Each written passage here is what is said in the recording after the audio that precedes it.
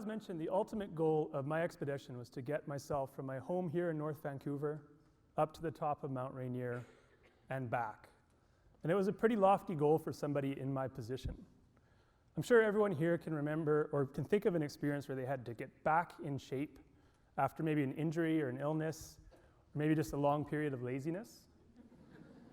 It's hard work, and this was like starting from zero again.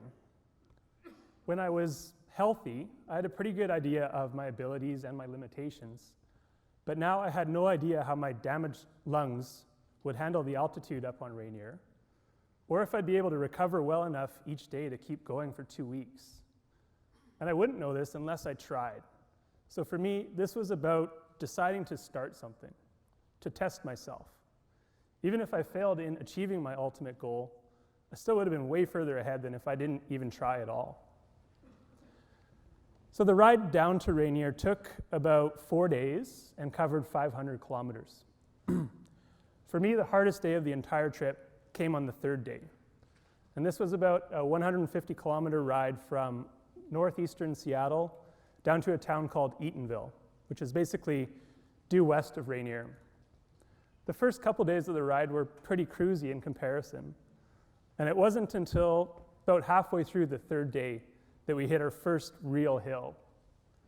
And this was a relatively short but really steep hill, and it kicked my butt. It was actually pretty surprising and discouraging for me. Has anyone here had any experience pulling a heavy trailer like this? Maybe a chariot with a kid or two in it? Well, it's pretty easy on the flat.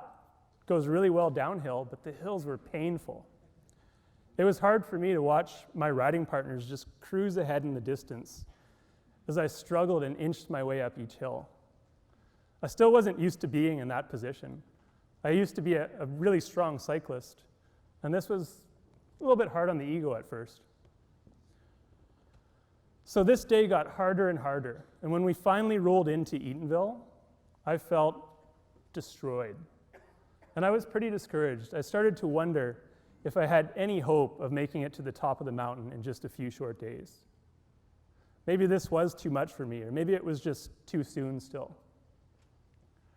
So the next day I woke up, I felt tired and sore, and we knew that we had another really long and hard day ahead.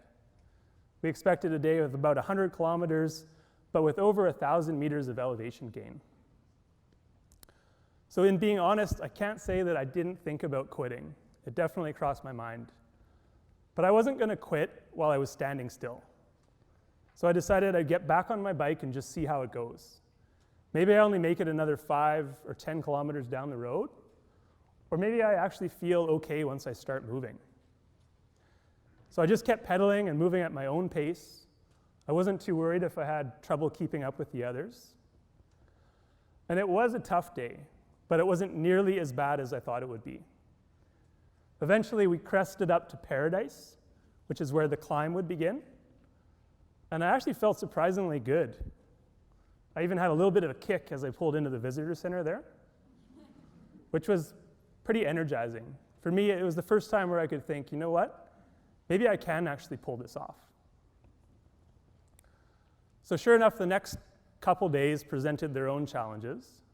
But after about 15 hours of slow and steady climbing, I found myself standing on the summit of Mount Rainier with Ashley, who is one of my best friends since we were about 10 years old. Ashley was also, no doubt, the fittest member of our group at the time.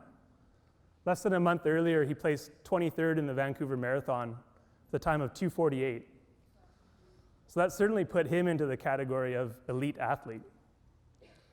But hearing Ashley afterward, he wrote in his blog, and he said that this trip was, quote, grueling and exhausting, and easily the most physically challenging and scariest thing he had done in his life.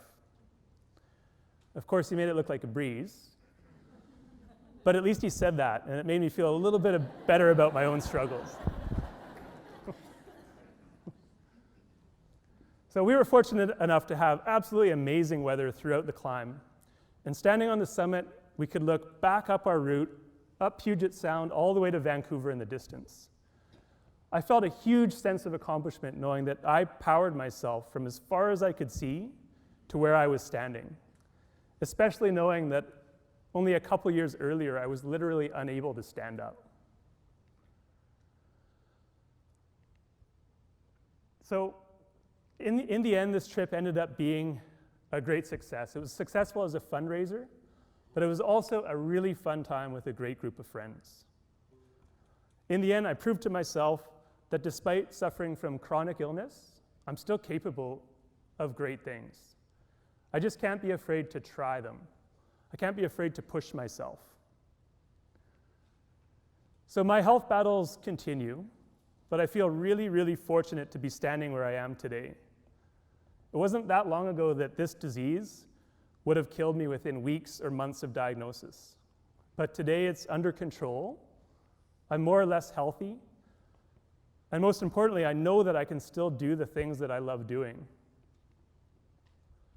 So I think in the intro there, this was described as being a self-supported trip. And I guess that's in the sense that I did carry all or most of my gear for the trip, and I did propel myself from North Van to the summit and back, which was actually probably the hardest part of the trip.